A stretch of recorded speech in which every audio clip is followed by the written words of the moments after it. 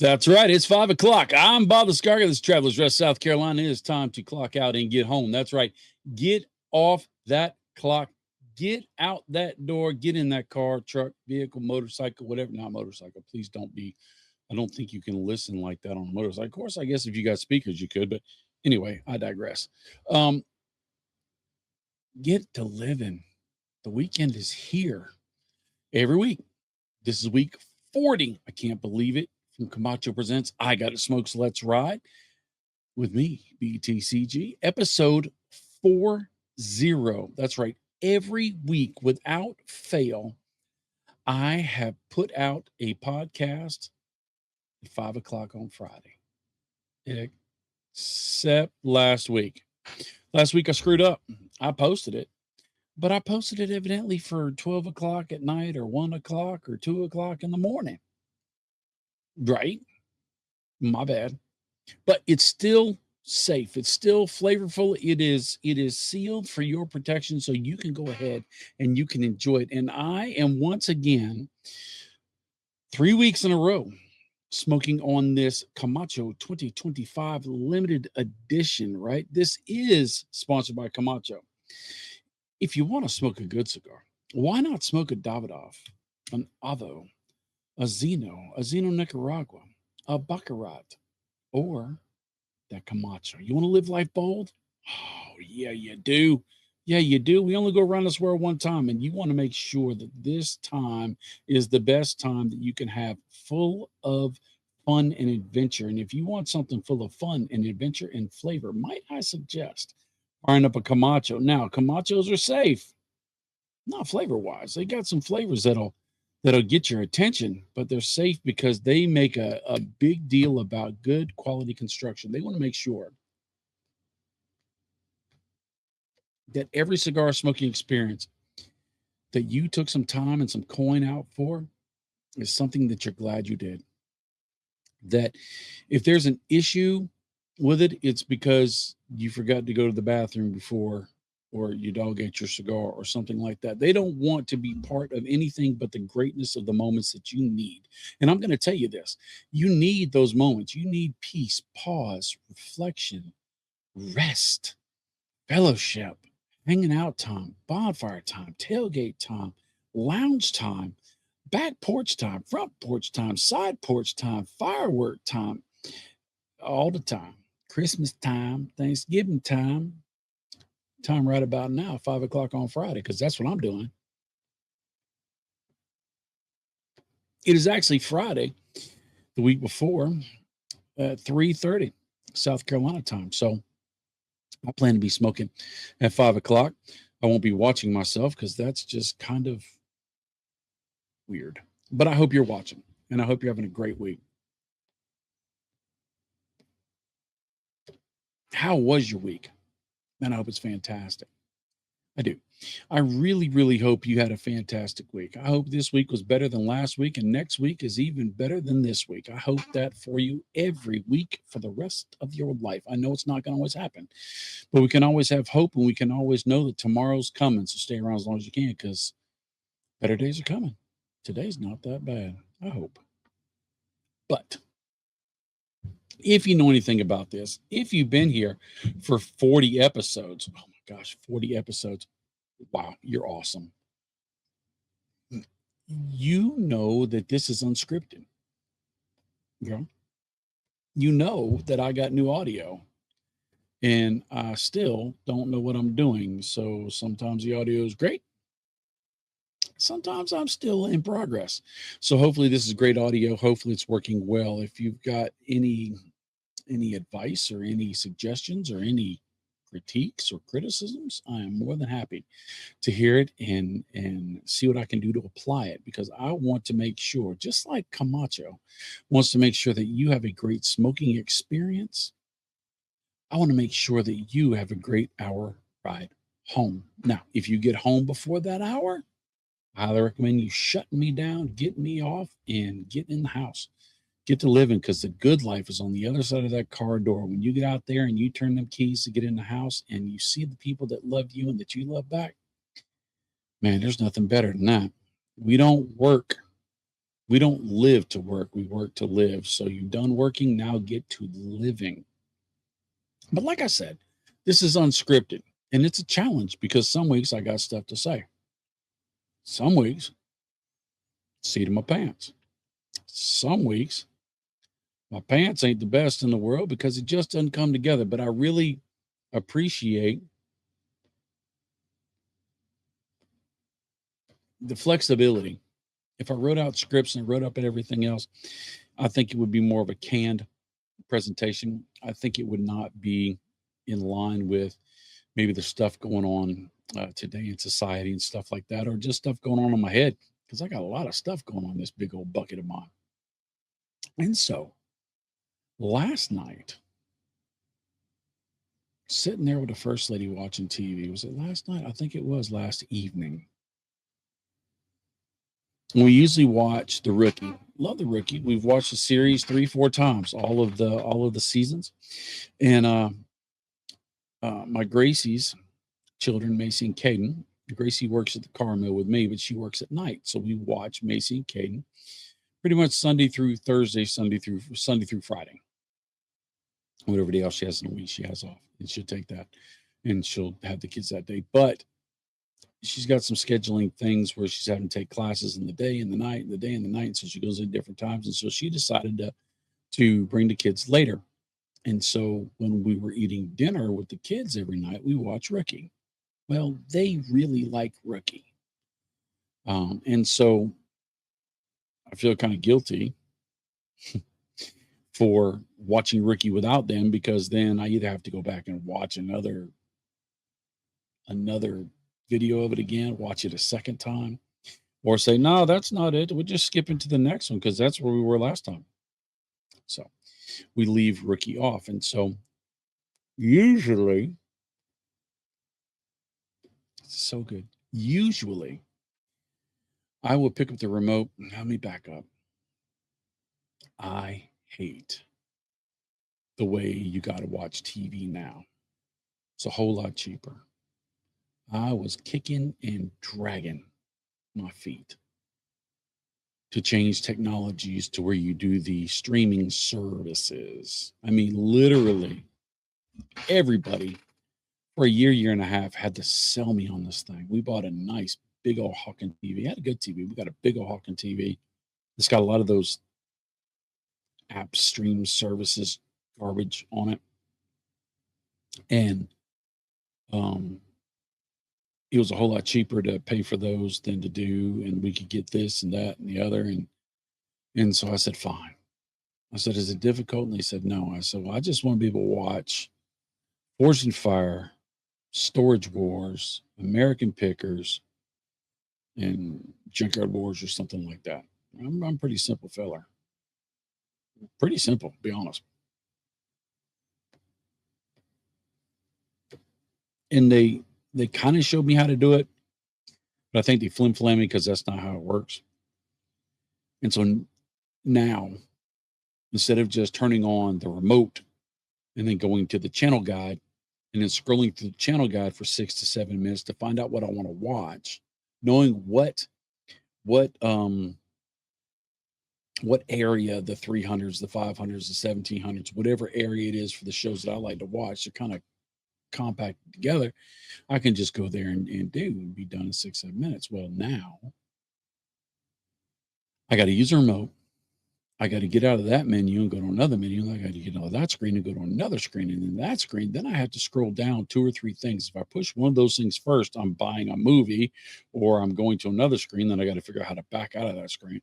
And then I have to figure out which streaming service it is on, which one is Rookie on, which one is this on, that on. Is it Apple? Is it Max? Is it YouTube? Is it Pluto? Is it Nemo? Is it, I don't know. And so I got to go through a half an hour of just looking through things. And then it's recommended. And so if it's not on the recommended, then I have to go to a little search little magnifying glass, and then I gotta go and freaking type in all that, which takes forever. And then if it's not on that, if I go to Apple and I want to watch, I don't know, Silo, and if it's not on Apple, if it's on Peacock, I got to go through all that stuff.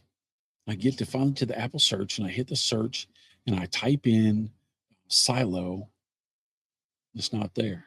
So then I go to Pluto, and then I go to Judo, and then I go to this site and that site, and then I finally get down to that site, and then I'm out of time, and it's time for bed. It's frustrating. So usually, I will attempt, and if I can't figure it out, I'll send it to Sarah and say, find something you want. I don't care. Whatever you want to watch. Now, she's kind. She does not play Heartland. She loves Heartland. She loves horses. I don't. She doesn't do Heartland, but I don't do Storage Wars when she's in the room, right? She doesn't like that. So we kind of have our, not that one, but we pick pretty much good stuff. When Macy and Caden are here, we're making the dinner. We're going to sit in the living room and eat dinner. And one of the kids will go, I'll put it on. And they'll have it done in 3 buttons. Boop, boop, boop. And they're done. And I'm like, you little kids. Makes me feel like when I was a kid, when they came out with the watches, the digital face watches that were gold or they were silver, gold colored or silver colored, they both turn your wrist green. You had to push little indents on the sides to set the day, the date, the time. All the old people couldn't figure it out. My grandfather would know when we were coming over. My mom's dad would know when we were coming over. And he would tell his friends would come over and I'd set their watches. And they'd give me like $5 and rub me on the head. Say, good job, kid. Now, I find myself saying, just put it on, and I ain't giving them no money for it. But they said, Big Daddy answered to call me. Big Daddy, just hit this button. Show me how to do it, kid. Show me how to do it. And then either they get frustrated because I'm not understanding, or I get frustrated because I'm being told by a kid what I should do. And I just don't like that. I do not find that enjoyable. I do not find that pleasant. I'm the Big Daddy. I should know this crap. Now, you come out in my shop. This is where I rule. I can do everything. I can teach everything. I can, and then some. But the technology, oh my gosh, this stuff here, literally, Chief, right? Chief has, I haven't even gotten my point yet, but that's all right. Chief has a very expensive camera, different lenses. He has different editing software apps. He has a travel case. He has all this other stuff, lighting. He's got a big monitor that goes onto his camera that he can see, so he can do this and that and the other. And he's, man, we talking about fancy. We talking about professional setup. We're not talking about shade tree YouTube. We talking about the real deal, right? And he shoots um, uh, content for the lounge that he works at. He shoots content for some manufacturers. I mean, he's got skills. He's got the goods. He does. He made this whole StreamYard thing. All the stuff you see on the screen, yeah, he did that. Except for me, I did that. But he's got it on lock. Me, man, I was fighting not to get this audio set up. Now I love it. I do, and I'm learning more and more about it. But I would use my phone up until just recently, up until 6 months ago. Every video I shot, unless Stephen Chief shot it, was done on my phone. Every last one. And for the longest time, my editing was iMovie, which basically you just put clips together, you're done. And then I reluctantly, a couple of years ago, got into Final Cut Pro, which is a professional editing software. And luckily, the Dead League Breakfast Club, which is a great group of photographers and videographers, are friends with Chief. Chief's in the Dead League Breakfast Club. And they were willing to adopt me as the uncle and teach my dumb behind. And so I'd sit there and I listen to them talk because I'm really good at learning. Once I get it, I got it. It just takes me a while to grab a hold of it. I have to get it understood in a way that I can understand it. That makes no sense, but that's okay. So I would sit there and listen to them talk. And as they were editing, I'd sit there and I'd look over the shoulder. And I wouldn't ask every question I had because I had hundreds of questions. I didn't want to monopolize the time. And every once in a while I'd say, "Can I ask you a question?" I say, "Sure." "Why'd you do that? Why'd you do that? Why did you make that do that?" And so at first, literally, I was learning what it does. This is my systematic um, system. Then once I got to where I kind of knew what it did, my next level went to how do I do it? Well, it's what it did. Why do I want that? And how do I do that? And then once I learned that over a year, um, and Chief helped a lot, and I watched a lot of videos, and then I learned how to make it work because about anybody can edit one of these videos and do a good job. But if you don't know what you're doing, editing a video will take you a video that's this long, that's an hour long, could take you 4 hours. Easy. Now I'm not talking about Netflix quality stuff. Those takes days, weeks, months. I'm not talking about that. I'm talking about this kind of platform. It take you 4 hours. Easy. Once you get to know it, once you know your cheats, once you know how things work together, once you kind of know how to dance around there and hit the short buttons and the click buttons, you really can be faster. I'll edit this video after it's over. First lady's at a horse ride. She's doing her horse lesson. I'm home alone, except for you. Hey, thanks for being here. I'm scared when I'm by myself. Thanks for keeping me safe. Anyway, that was creepy. Anyway, and this cigar is delicious. This limited edition is just freaking amazing. And that ash is just stacking dimes. It's gorgeous. God, that's gorgeous. Anyway, I'll edit and it will take me I listen to it. I pretty much listen to the whole thing. So it'd take me an hour to listen to it, but the editing part will take me less than 15 minutes, 20 minutes. I've learned. And I don't do what Chief does. I don't do all that extra stuff. He puts in lots of extra audios and little clip ins and pop ins. And I'm basically a one and done. Basically. If you watch my videos, reviews as well, almost exclusively, it's a one clip done, one and done. That's my strengths. My strength is I can kind of know what I'm talking about. I've already got the words in my head, and so I can kind of let it roll out. I've done this now 9 years, almost 10 years. And so good, bad, or indifferent, I have a style and I have a rhythm. So I can do this in one clip. A lot of people that do this rely on a lot of editing because that's more their strength. So they'll say these sound clips and then they'll stop and they'll say it again. They'll stop and say it again. They'll pick the ones they want. I just have to be good the first time, or at least think I am. Hopefully I am. Hopefully you think so. But if not, I get it. The only time you see clip ins is if I'm trying to do something fancy, which happens, or the phone rang and I got to answer it. It's First Lady, or my Gracie or the kids come to the door because they need something. And so you see a cut or a cough. If I get into a coughing fit, if it's allergy season, I get into a coughing, sneezing fit, I'll back up and do that again. So that's just a little inside between you and me. Don't tell nobody. But usually it's just a one and done. What do you think? Is it good? Is it bad? Is it you could do better, Bob.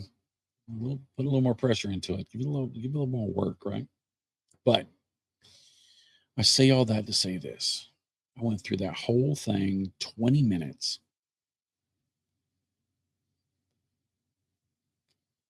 circling back to me and the first lady were sitting on the couch eating dinner. The grandkids weren't there. I chose to pick up the phone or pick up the remote and find something. And I didn't get frustrated and give it over to Sarah and say, just pick what you want. I decided I had made a decision that I was going to pick something. And so I'm like, I don't know. I don't want to spend a lot of time. I don't want to be here too long. I don't want to get too sucked in. I don't want it to be something Sarah doesn't like. And then she sits through it and she doesn't like it because I don't want her to not like it. That would suck. She's eating dinner. She should have a good time. What do we like? What genre would we like that's pretty safe? And so I'm like, all right, I found Hanging with Mr. Cooper, the Steve Harvey show, or it's the Steve Harvey show. That's what it was. When Hanging with Mr. Cooper was Steve Harvey show. So the Steve Harvey show, where he was a washed up lounge singer that became a teacher and all this other stuff. I put up on that big widescreen. First thing I noticed, I've noticed it before, is that it doesn't use the whole screen. The sides are black. Why? Because screens didn't shape this way. These are movie theater screens, right? Not TV screens in your house. And so they don't stretch it, they just leave it as it is. But then I started noticing, and it was glaring to me, how bad the video was, how bad the video quality was, how much extra noise was in the shot. You could hear all the extra stuff. It's not polished, it's not clean, and it is blurry. It is so blurry in comparison to what we see now. And I was sitting there going,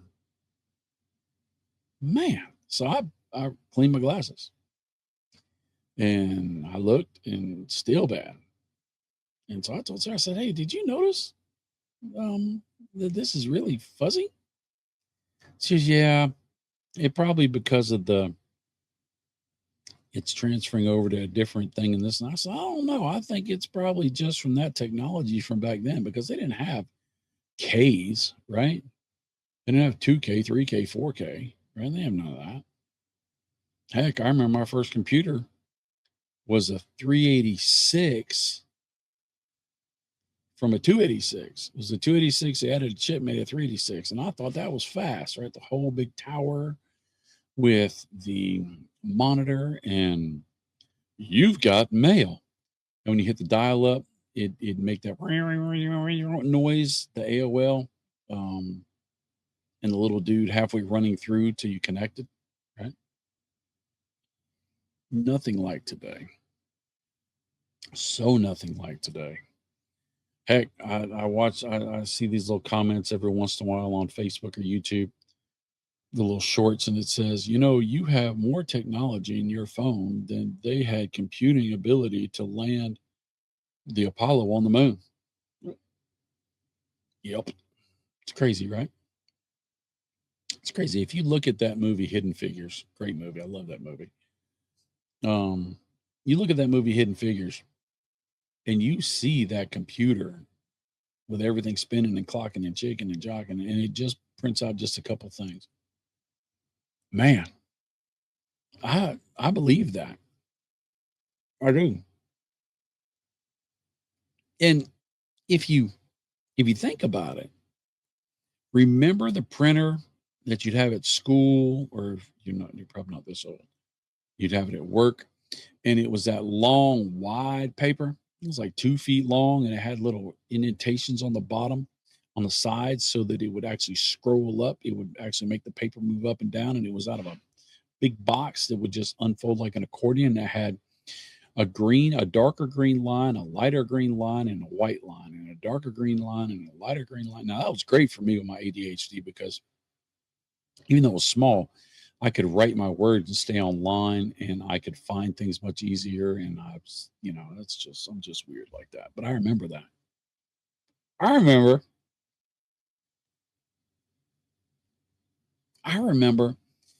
what's that thing called? Not Xerox.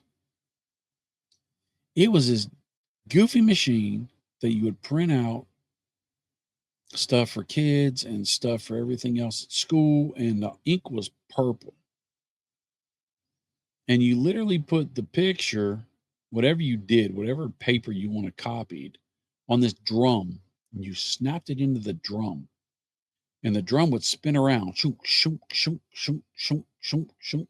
And every time it went around, a light would flash or whatever, and it would take an image and it would spit out a piece of paper with that image on. I remember that. What was that thing called? I don't remember. And it was a very well-known memory, man. And it was loud. Oh my gosh, it was so loud. And it smelled funny. I remember that too. Back when I was a kid.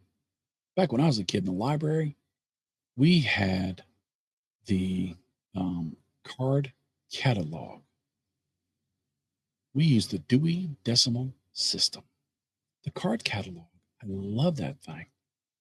I think everybody did, because if you try to buy, I don't know why, you look on Marketplace, you go into an antique store or something, and you find a card catalog. It don't have to be reconditioned. It can just be old barn find out of an old library or something. Thousands of dollars for those things. It's crazy. There's not much use for them, to be honest, because unless you want to strip the metal wire out of it that it clips in, and you want to put a back on it, and you want to make drawers out of it. I mean, there's a lot of work to doing that. It's not like you just plug and play, right? You put your socks in it, ties. Thought about getting one and putting cigars in it until I figured out the humidity system would just be a nightmare, because it just leaks like a sieve for humidity. Or if you have a personal library that needs 10,000 cards. Crazy. Another thing that I'm finding on Marketplace and I find in antique stores is the old, not even old, post office P.O. box sets, where you have maybe 50 or maybe 100 of these little boxes. You put your key in, you twist it, or it's got a little code, right? One of those things. Those things are ridiculous. Oh my gosh, the cost, the price on those things. I'm like, seriously? And then you'll see people with the audacity to have one or two of those little doors, just the door, not even a fancy door. I've seen those things for hundreds of dollars just for a door. I'm like, I don't know who y'all selling to, but it ain't me. I ain't no way. Now I would love to get one of those. I saw online on Marketplace. I'm a big Marketplace fan. All those humidors right back there cost me $400. That's it. I got them off of Marketplace. I waited. I took my time. I was very patient. And two of them actually are full running. One of them, the air conditioner doesn't work, but the thing is, the cooling system, you don't run on those, because it dries out your cigars, because it pulls out all the humidity. Those are winadors, not cigar humidors. But to buy that, and if it's brand hammer new from a big store or this and that, you're spending upwards of $13,000 to $20,000, depending on where you go, at the quality and at the size of these are. I'm a budget guy, but I saw a bank safe deposit box bunch. It was like 50 of them. There was some with big boxes, there were some with small boxes, and there'd be 50 in one unit. And the price at first was like $1,000 per unit. Had all the keys. I was like, no, it's all right. That was pretty cool. Had all the numbers on it. They were nice. They were stainless looking. And I stayed on there for Marketplace for a couple of weeks, and it went down to 900. And by the time it's probably still on there. They have some left, and I think they're $50 a set. right? Because they just want to move them because they've done figured out there's not a lot of people that are interested in buying safety boxes, safety deposit boxes. Now, I was thinking about doing that and turning that into a humidor and then have different locks. And so Chief wouldn't get all my good cigars, but I have no place for it. So that's the only reason I haven't bought it is because I don't have a place for it. But I love Marketplace. Leave me a comment if you would. This would be interesting to me. Do you do Marketplace? Does price make a difference? Do you feel like you have to have got a deal? What stuff do you like on Marketplace or flea markets or garage sales or antique stores or storage auctions or regular estate auctions? And if you could repurpose something into a humidor, what would it be and why? My grandpa's a fireman, so I would love to repurpose a fire truck for cigars, right? That'd be cool. Which I've looked into that because they had a couple on Marketplace for only $1,000. And I'm like, no, I can't do that. First lady would shoot me. It was cool. It was rusty, but it was cool. Didn't have an engine, but it was still cool.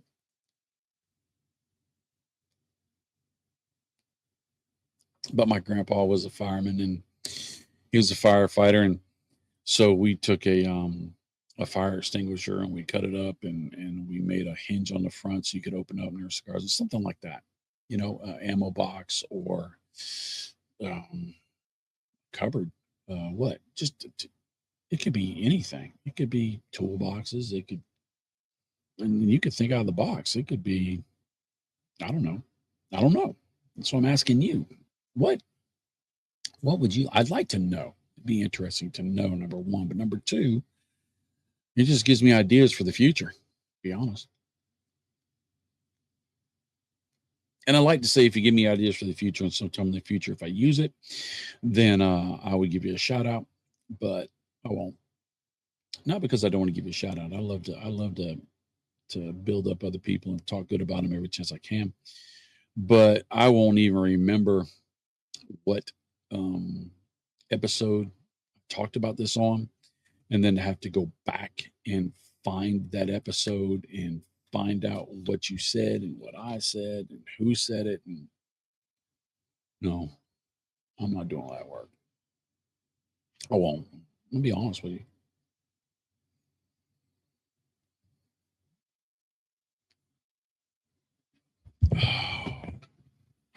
Man, this cigar really impresses me. That Camacho 2025 limited edition. When I first got it, I liked it. I did. I said, "That's all right. This all right. This dog will hunt." It's got full flavors. It's got a little bit of a barrel char, a little bit of bonfire, a little bit of turned earth and minerality. But there's some leathers and some dark, dark, dark espresso notes in the background. Maybe a hint of super dark chocolate.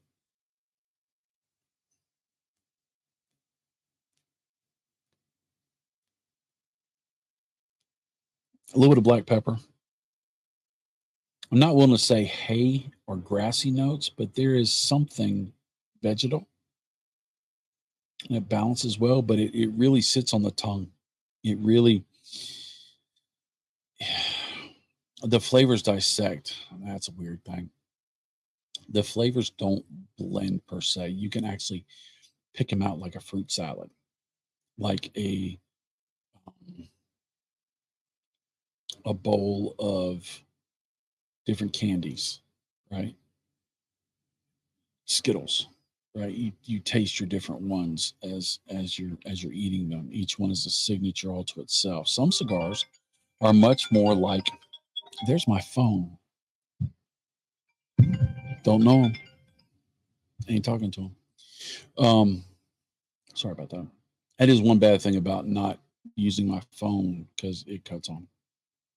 Some flavors are much more like chicken soup or a real good, well blended flavor meal, right? Um, and they kind of intertwine. They kind of add to each other. Chocolate cake. Right? Chocolate cake tastes just like chocolate cake, right?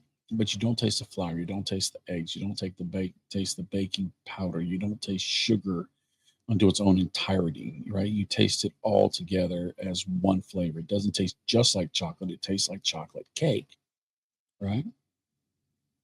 So I like the fact when I first had it, that was what I was tasting. But now that I'm getting into it,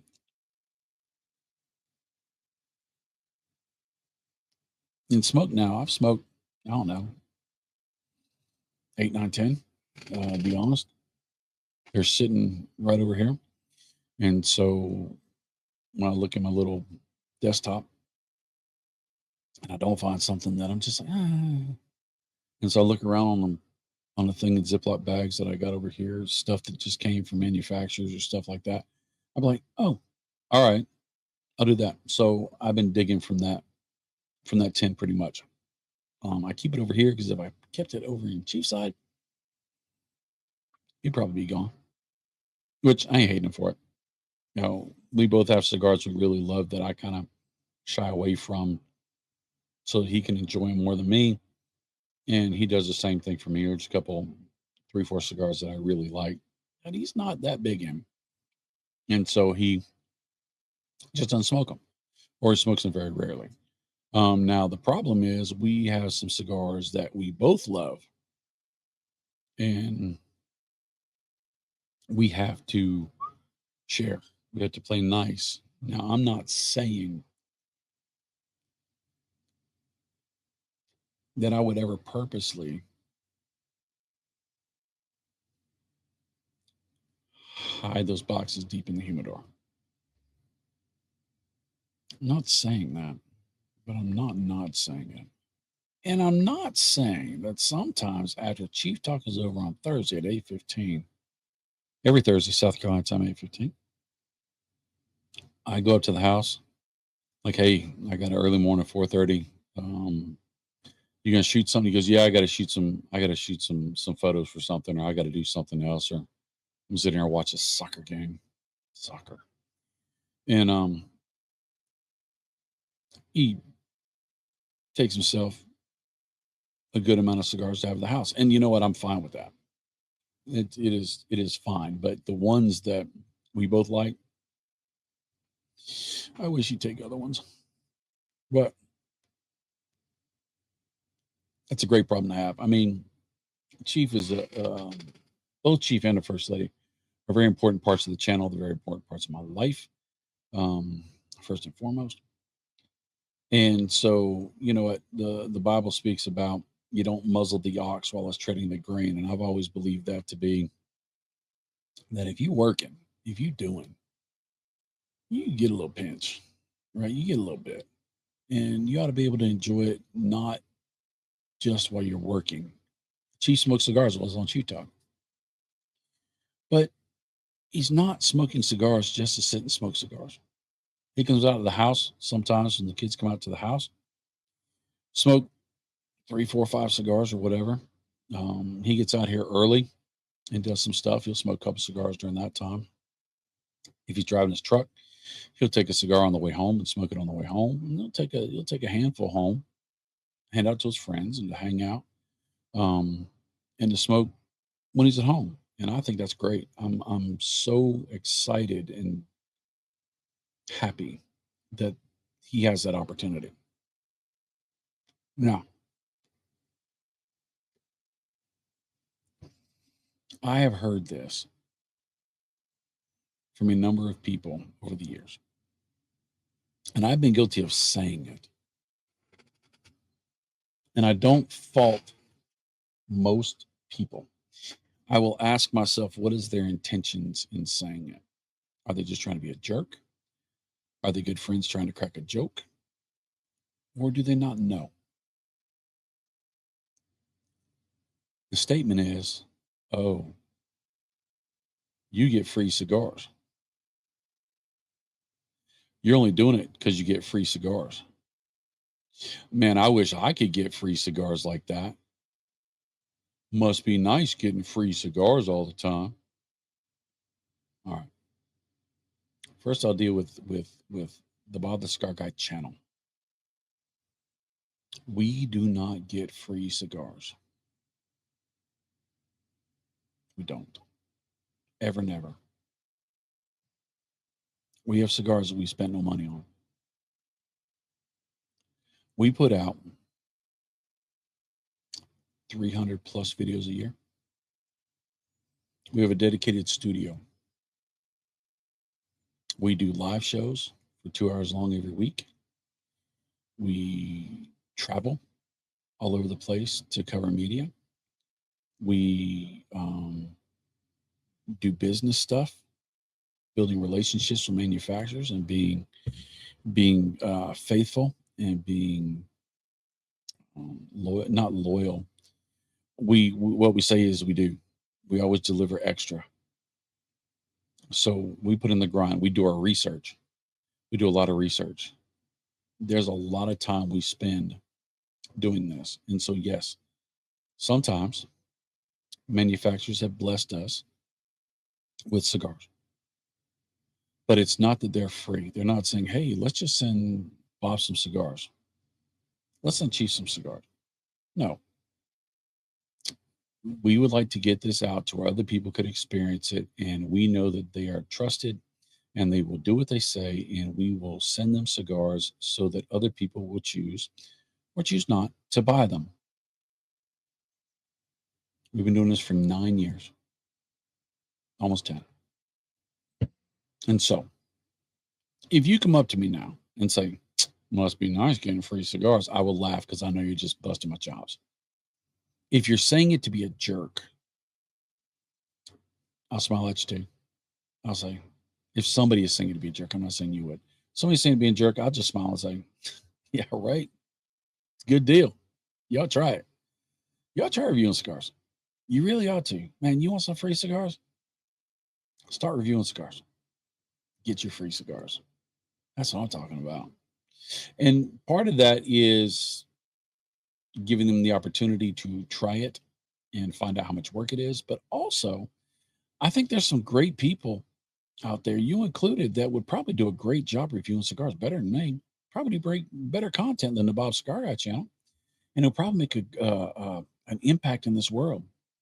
I do believe that in a positive way, and I highly recommend and encourage you to try to review cigars, to try your hand at it. If not cigars, something else. Why not? Why not? Let somebody see the greatness of who you are, other than just the people in your close sphere of proximity, right? Reach out and touch the whole world. Our channel has touched every continent. Our channel has touched tons of countries that you would not believe. Countries that I didn't even know could get internet from the United States, could get broadcast from the United States. Oppressed countries, small countries, itty bitty countries. Crazy. It's just crazy.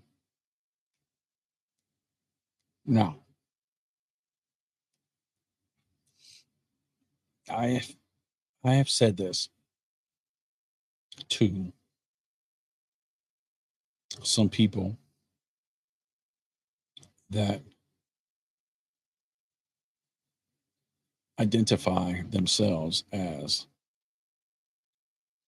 cigar media, and they're not. All they're doing it is for free cigars. All they're doing it is to want to say, I'm cigar media. And I'm fine with that. Until you say things like, well, that's not fair that you get this and this and this, and I can't get this and this and this and this, but you didn't put in the grind.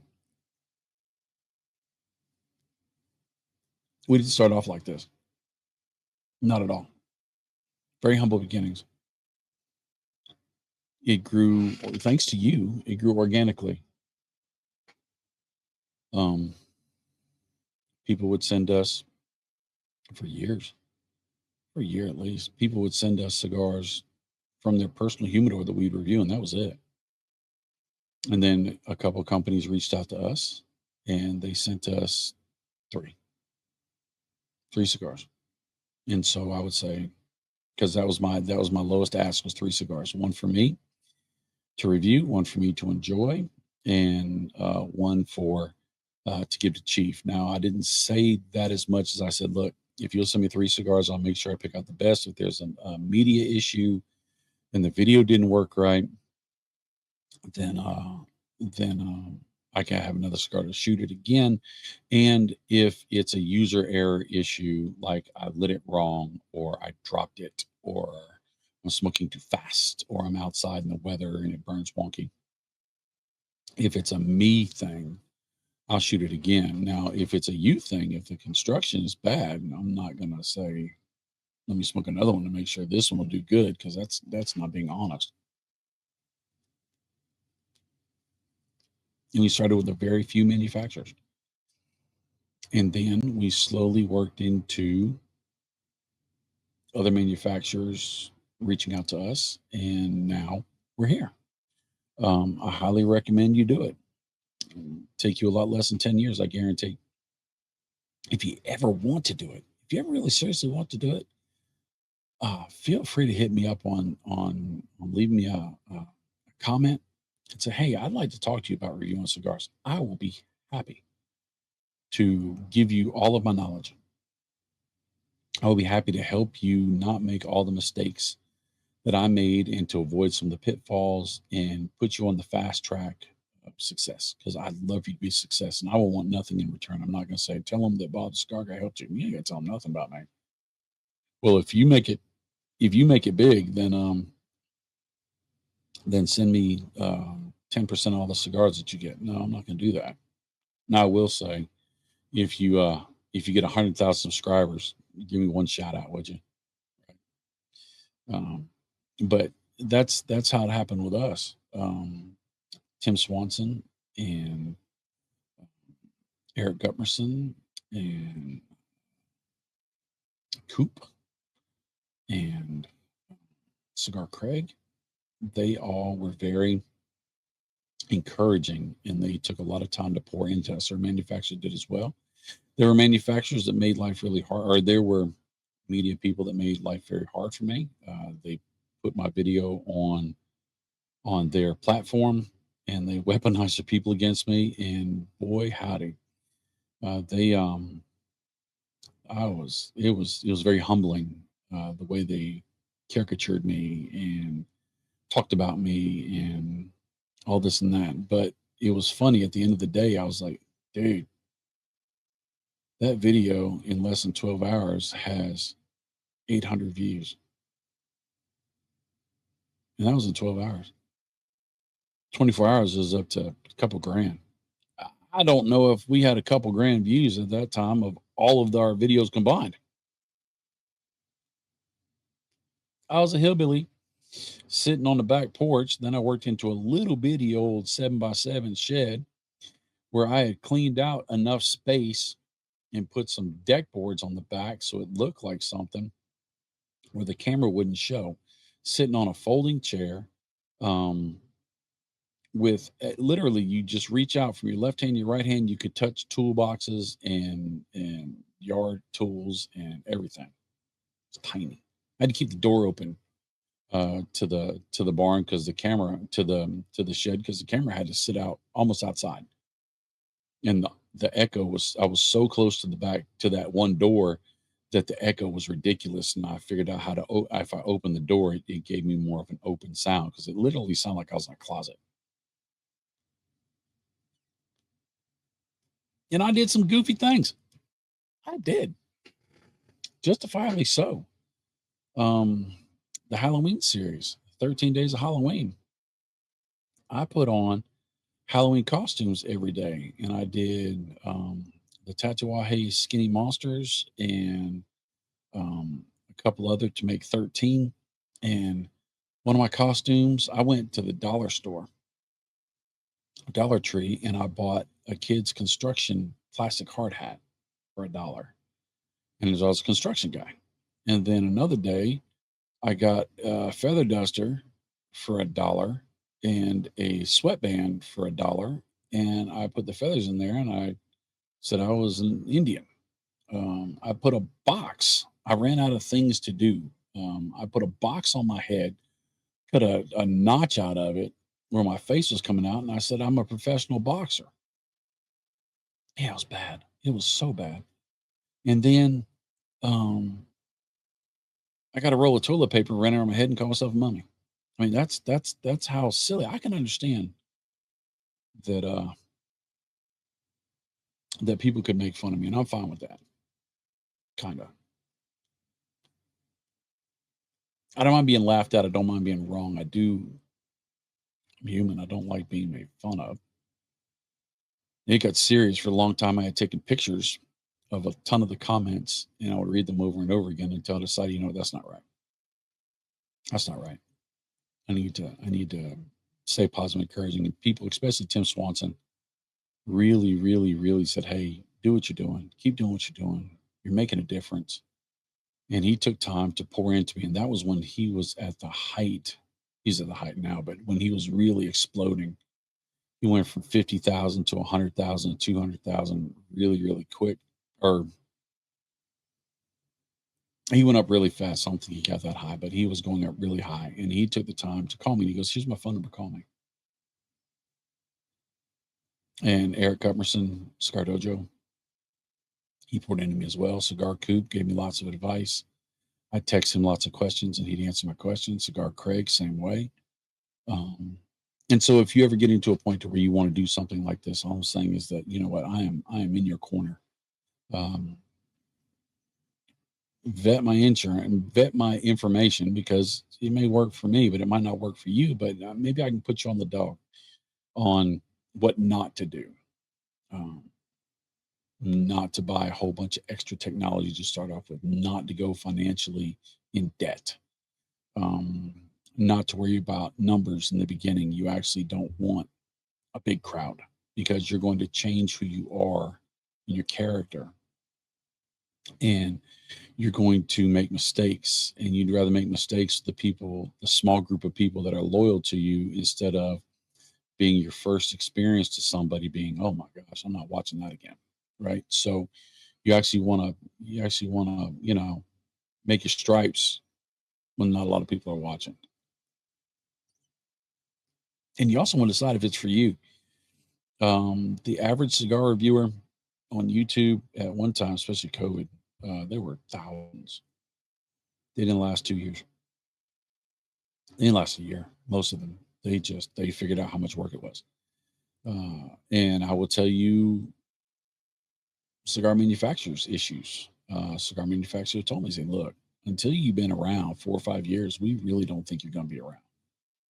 Until you've got content." And they're not as worried as much about, at that point, of how many viewers you have. They worry about if you're going to be consistent. What's your consistency?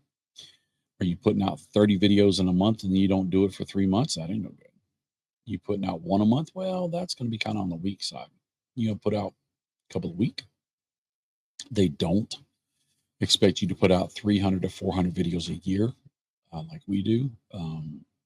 To my knowledge, nobody does it like that.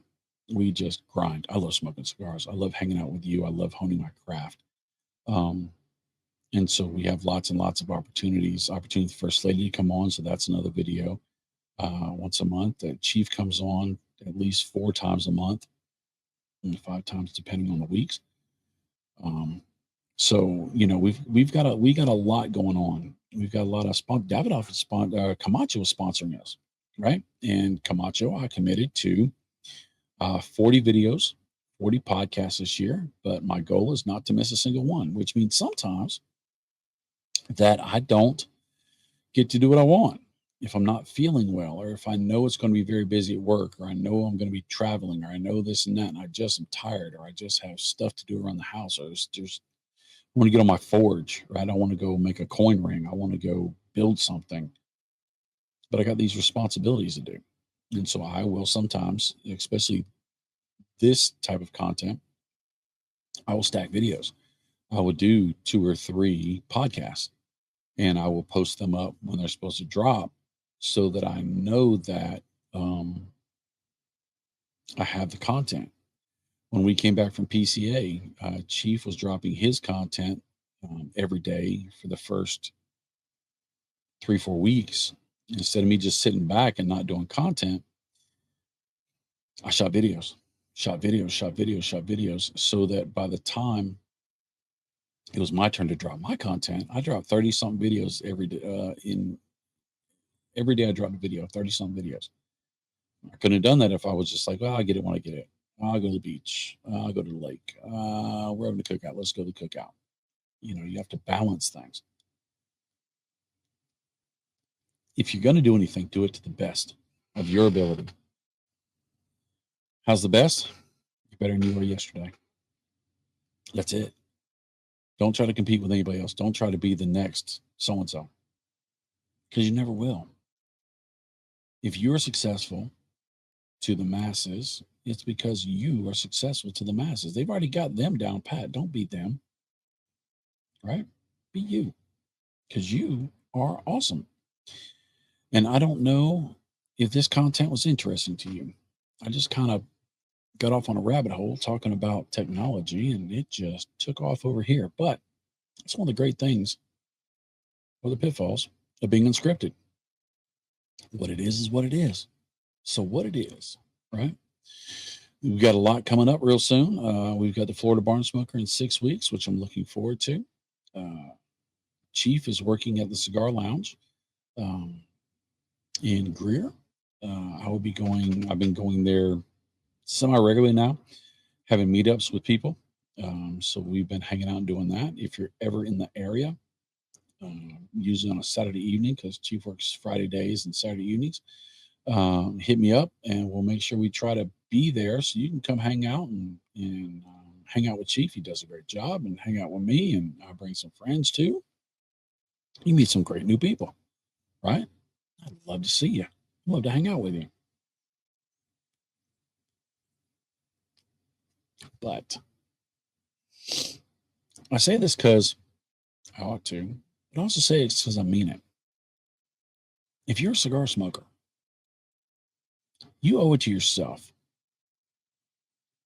to try one of the Davidoff family products. Davidoff, Avo, Zeno Nicaragua, Camacho, and Baccarat. They're all different. Every last one is. Price points are different. Davidoff is going to be much, much more affluent in price than Zeno Nicaragua. An Avo is going to be much more smooth than a Camacho. Now, Camacho has smoother cigars, and Davidoff has less expensive cigars. But it's all about you. It's all about what you want. I've got a Davidoff Chef's Blend up here. I'm going to be reviewing very soon. Chief just took a bunch of pictures. And so I'm going to be reviewing that very soon. I'm very excited about it because Davidoff says we're going to find some of the best chefs in the world, and we are not just going to ask them what goes well with this or that. We're going to bring them in and hang them out with our master blenders for a while, and they are going to blend on their flavor palettes and profiles. And every year is different. And this year I'm excited to see what two masters of flavor came up with. It's fantastic. But every day's not Davidoff day. It's not. Some days are a little rugged, Camacho. Some days you want something a little different, Baccarat. Some days you just want to chill, Avo. Some things you want exclusive. That's Zeno. And sometimes you just want that tailgate, bonfire, beach blanket vibe. And that's a Zeno Nicaragua. Oh, my goodness.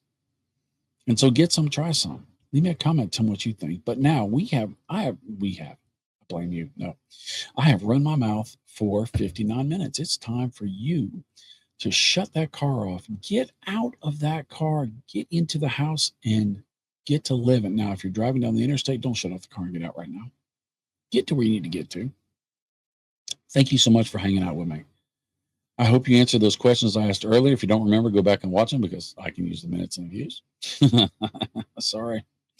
Leave me a comment. What Davidoff family products you smoke or what you're looking forward to. I'd love to know that as well. So you're valuable. You're interesting. You have something to say. And there are people that want to hear. I'd love to hear. And others would too.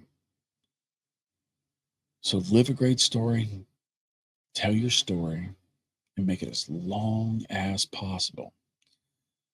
Don't leave this big old ball in space any sooner than you have to. Because tomorrow is another day. And I'll see you later. I love you. I really do. Later, Tater.